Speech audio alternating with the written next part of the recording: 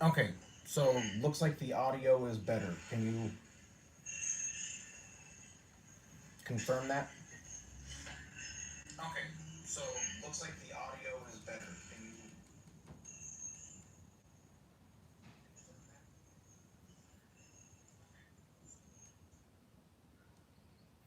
that? And we'll turn the iPad down so it stops looping.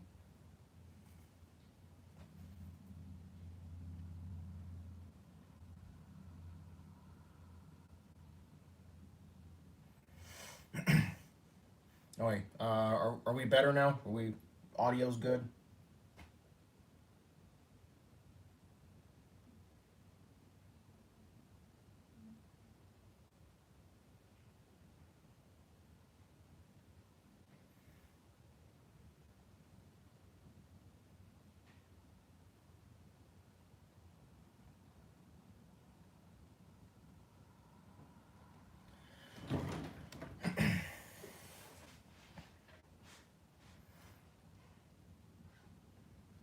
Somebody?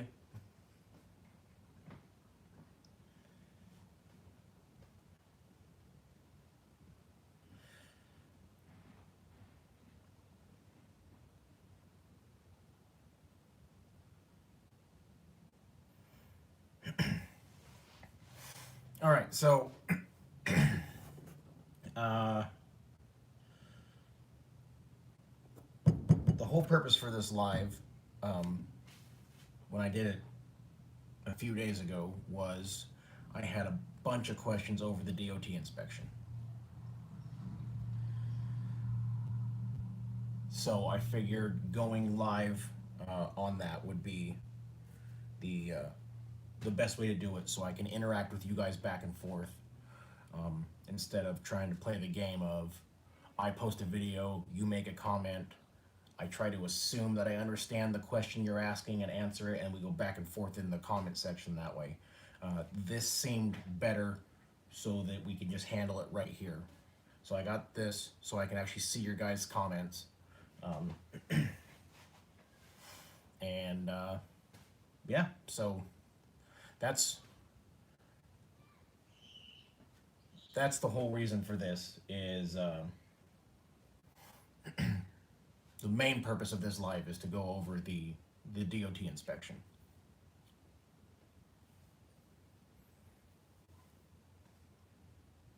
Thank you, Charles. I try and give you guys uh, as much information as I can. You know, I'll be honest, as I'm sure you've seen, it's hard to come up with something good to talk about every day. It's hard to have a topic that everyone's going to click on every day.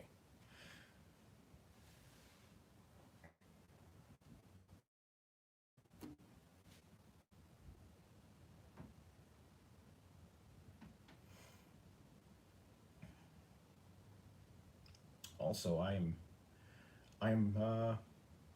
I'm very sunburned. Looking at the video here, uh, you can see that on the other channel. I just uploaded that a few minutes ago. So there you go.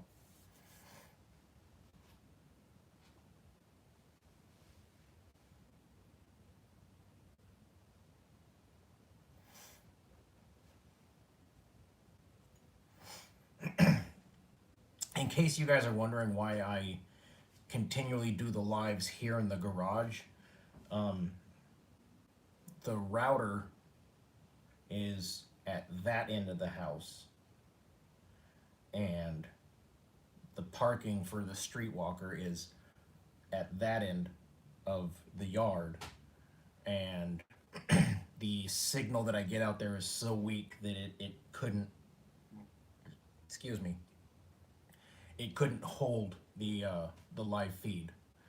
I'm I'm probably 50, 60 feet closer to the router here than if I were to be out in uh,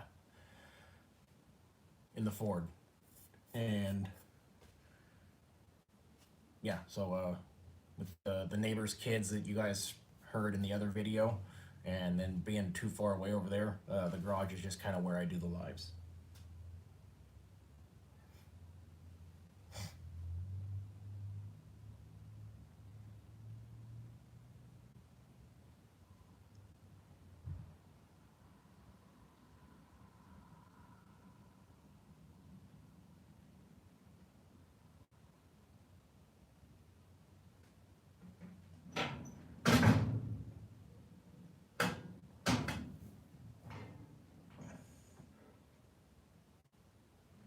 I did get a new phone.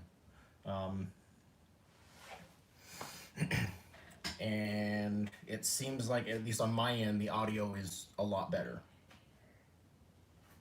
I still don't have a mic. I've ordered it. It's in the mail. It's just not here.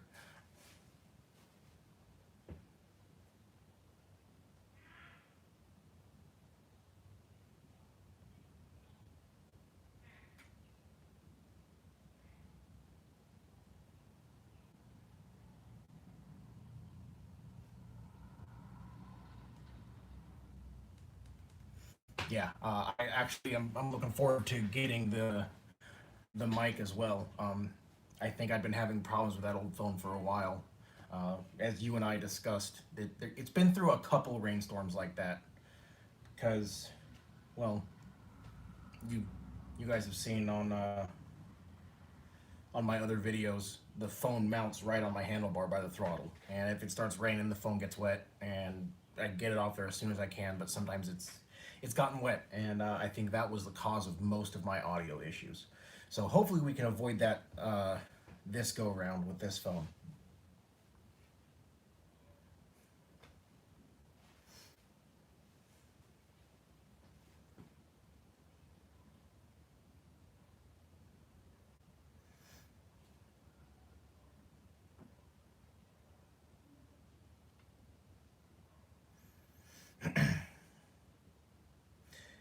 No, that is a Fat Boy.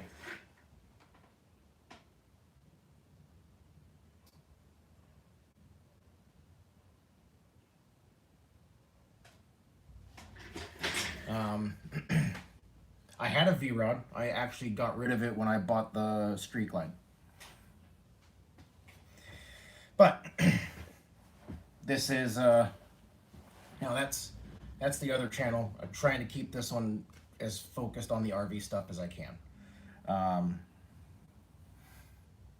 so the DOT inspection. I had a bunch of people like, "What are they doing? What is it? What?" And it's basically the PTI that I went through in the other video, but they're a little more in depth. They're checking your your entire brake system, your brake lines, the vacuum portion of your brakes. It's kind of set up for a semi. Well, it is definitely set up for a semi. So there's a whole portion in there about air brakes that obviously in this line of work you're not going to have that part of the inspection.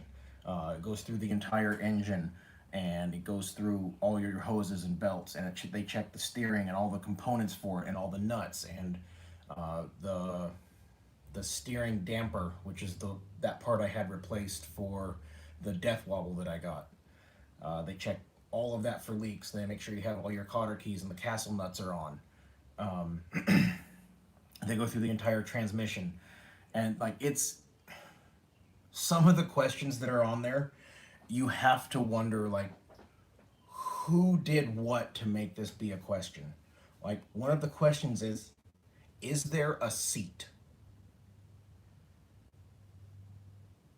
I am really curious as to who was out driving a truck commercially without a seat, which caused that to be a checkbox on the inspection.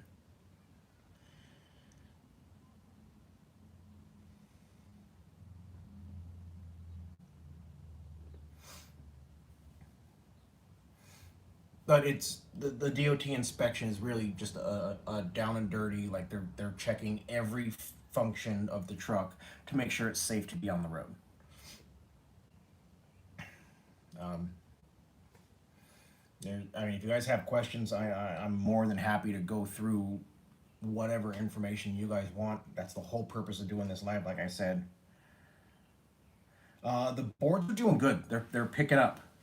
Um, I am. I did not look at the title to this unit that I just picked up. Which, by the way, um, I have a unit on my truck in the backyard now. So uh, I kind of covered that in the other channel. Got up this morning, ran, picked it up, came back. That used uh, 8 hours of my shift, and I figured I can stay here at the house and have a real meal and sleep in a real bed one more night, or I could get a couple more hours down the road. Either way, I can get it delivered in one day. So I chose to stay home for a night. I do have one more thing that I need to take care of, so I'm gonna get that handled tonight. Uh, Outbound from Texas is hit and miss. When it's when it's on. There's a ton in and out of Texas. When Texas is dead, it just stays dead for a while. You have a couple that pop in and out. Texas is one of those weird states. Like you'll get a wave of 60, 70, 80 units going in or getting moved across the state or whatever. And then there's nothing for like a week as far as Texas. Can I show you a screenshot? Um, I can probably put something on Instagram or edit it into a video. There's some things that I can't throw up there just because it's the way the company works and whatnot. But I can show some. Um, and that's something I'll try and get in the next few days.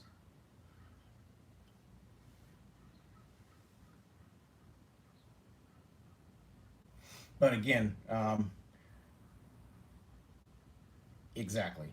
And that's just got to come down to what I show. Like showing the pickup city and drop off city, that's fine. The number of loads that are on the board, that's fine. The types of trailers, whether it's fifth wheel or bumper pull or gooseneck or boat or whatever, that's fine. There's certain things I can't share though.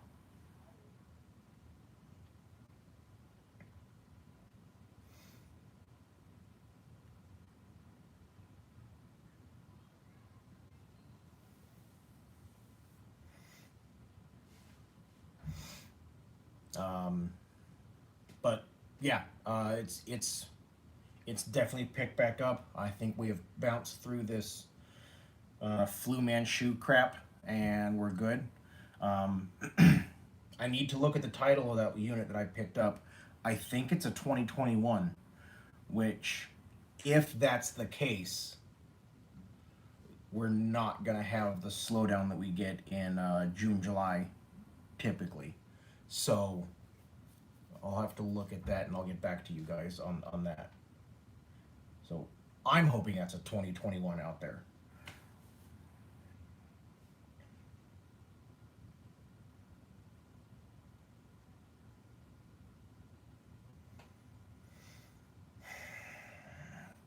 Gauge,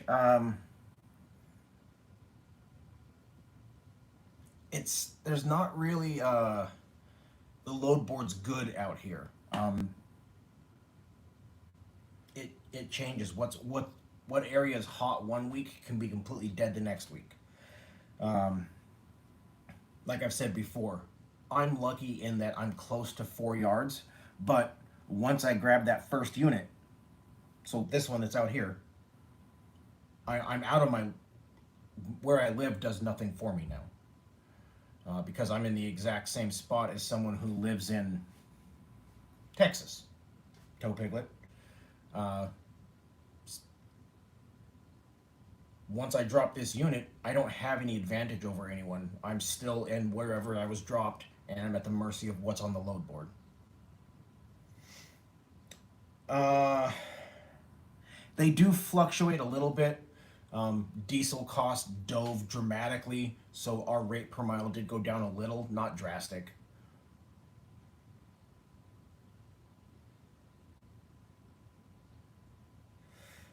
Scott, most of what I run is backhaul, and that's because anything that doesn't come out of Indiana is considered a backhaul. Since I live in Idaho, I pull out of the Oregon and Idaho yards a lot. So 90% of what I run is backhaul.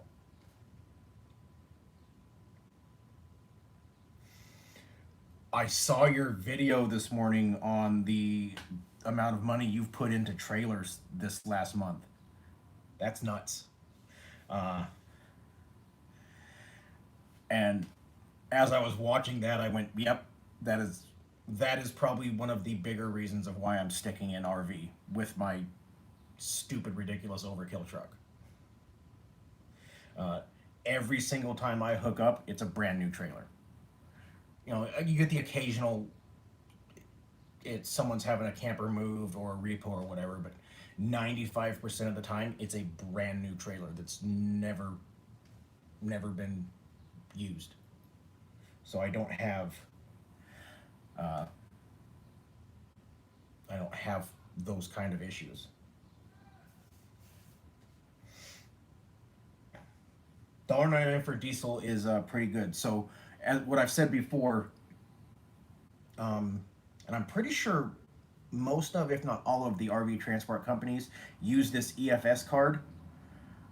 It's an app where there's an app that links to the card, and there's a function in there that tells you what fuel is, and the EFS company gets these major discounts.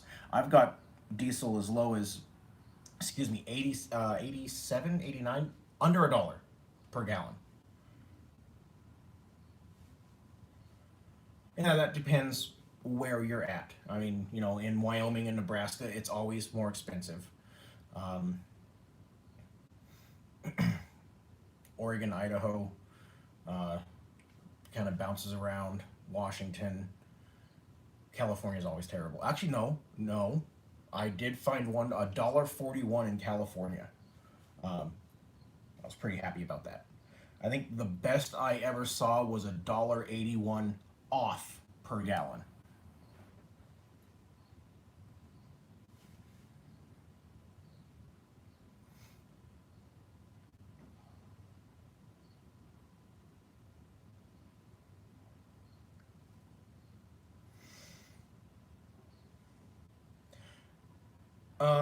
I have. You should Grant or Gauge.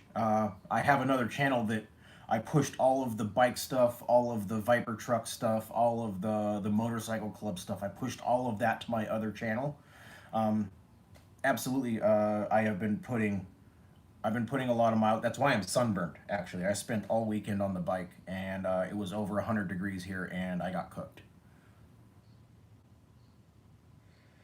Uh, if you're L. Hollins, if you're in their flatbed division, they cover the IFTA. But because I don't have a flatbed trailer, I pay my IFTA.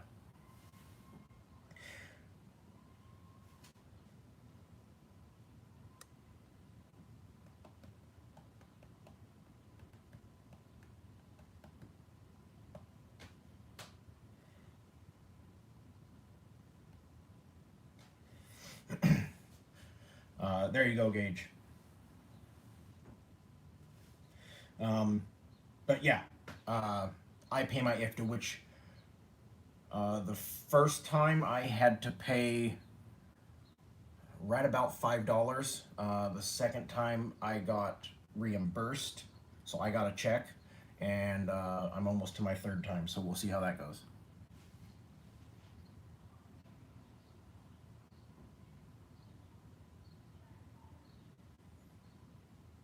It's quarterly, not monthly. And I just answered your question right before you asked it, so that works.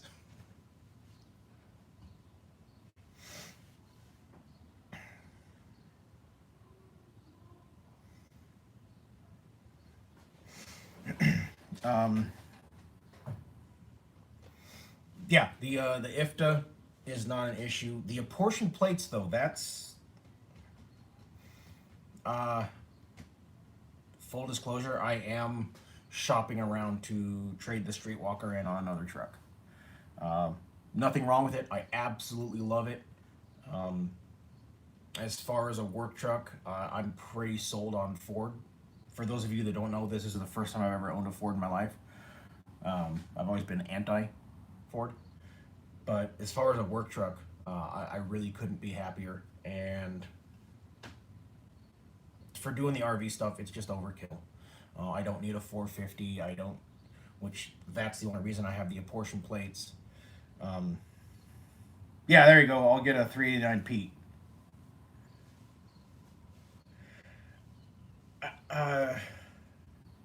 See, a 350 would be fine. Because a 350, you don't have to have the apportion plates. For whatever reason, a 450, they required me to go get the apportion. Mine's a 6 speed, so I want that 10 speed. Little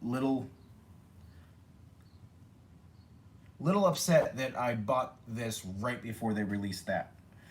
Eugene, I want to do the flatbed thing, but even used, you're looking at $23,000 for a trailer. With all the instability that's been going on the last few months, I haven't even been looking at pulling that trigger.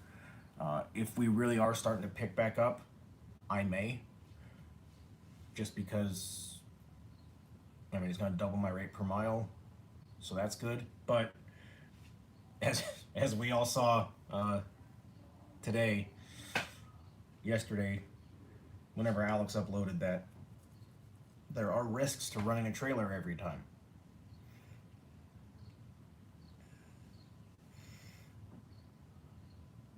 Um, you're always pulling 9, 10,000 pounds behind you, so you've always got that on your truck. Uh, your fuel economy is going to tank because of that. When I'm empty, if I don't have a headwind and I'm on flat ground, I'm getting 20 miles to the gallon.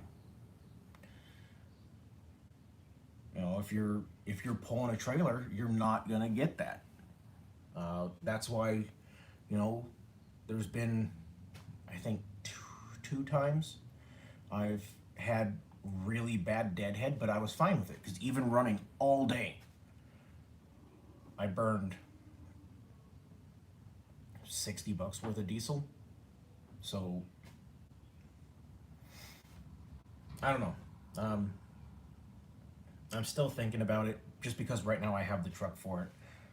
If I can't find a deal that makes sense and I end up not trading that in for a little bit smaller truck, um, yeah, it's still a possibility. I haven't said no, I've just said not yet.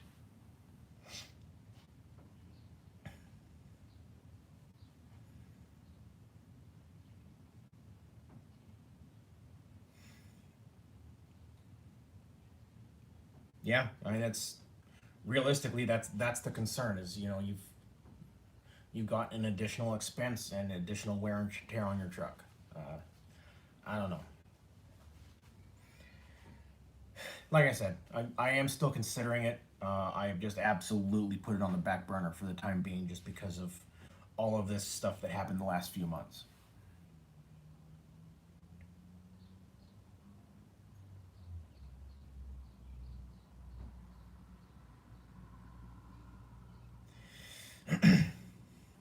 It looks like he got that trailer issue fixed. I'm actually kind of excited to see what happens in that journey for Alex.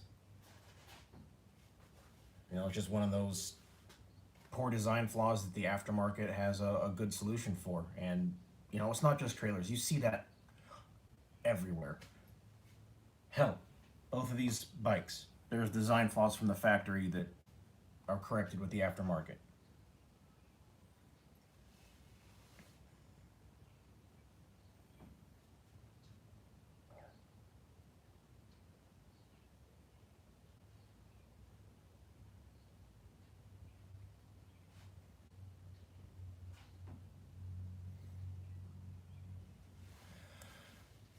Um, I was just thinking about something. See, I think I'm getting old. I'll have a thought and then it just disappears. No, I have not, but that's because I've been parked. I parked Thursday, and then I'm not sure if you came in and tried to look, but we had that huge failure of a live video on Thursday. And then I spent all day Friday getting this new phone and trying to find a specific case, which is apparently impossible, and I wound up ordering it online, so it's supposed to be here tomorrow. Uh, excuse me.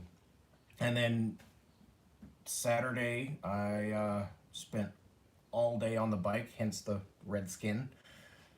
And then today I just ran to Pendleton, Oregon and back. So interstate all the way there. The yard's right off the freeway. Turn around and came right back. And then this one's going down to Utah. So I think that I might have that experience soon. Apparently, from what I'm being told, Utah is not in great shape right now.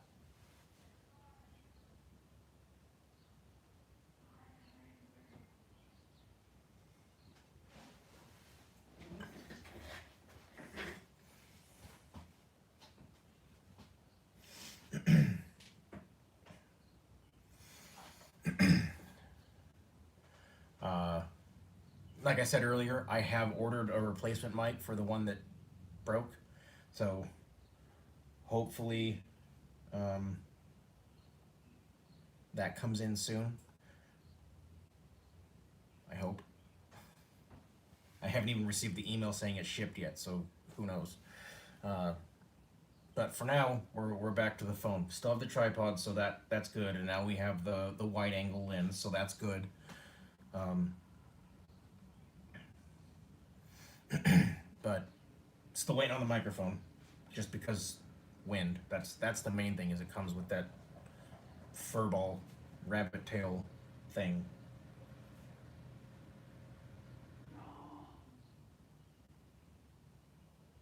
Wow, that's that's nuts. 17 states. I guess I should ask: is the audio still good? Have we tanked, or are we holding?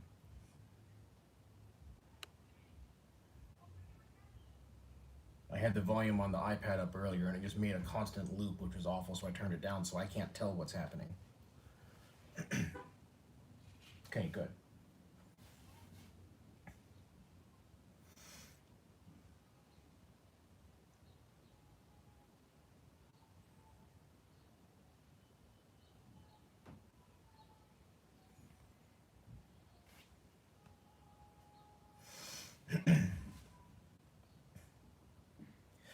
Well, and I'll give it another minute and see if any more questions come up. But I think I'm gonna end this one here pretty quick.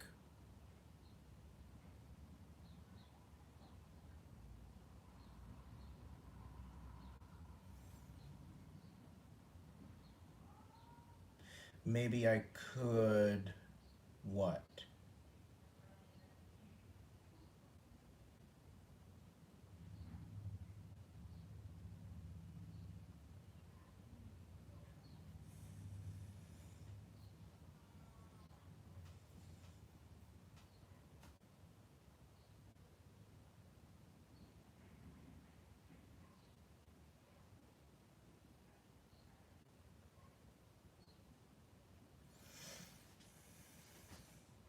On my breakaway, like the emergency breakaway cable.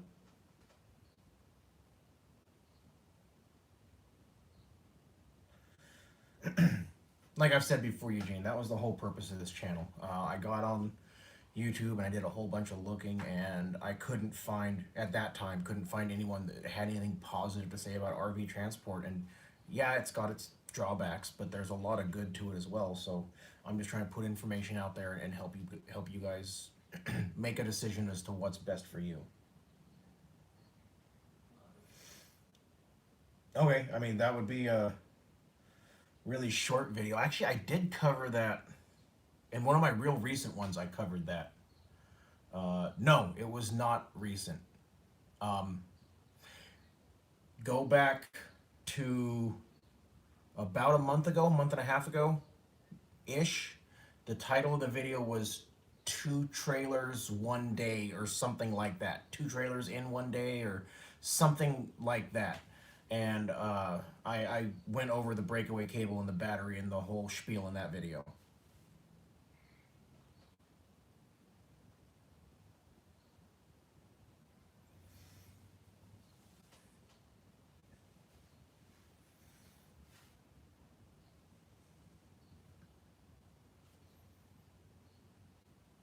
All right, guys.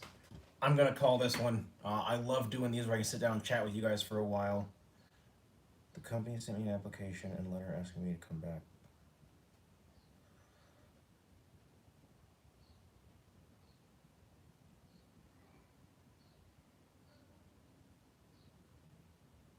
Oh, okay. Took me a minute to. I'm tired. It's been a long weekend. Took me a minute to get exactly what you're saying. That'd be cool. Maybe I'll catch you on the road sometime. All right, guys. I'm cutting this one. Dinner's done. I'm gonna go spend a little time with the family before I get on the road. As always, those of you out on the roads, I wish you fair winds and following seas. Take care and have a great day.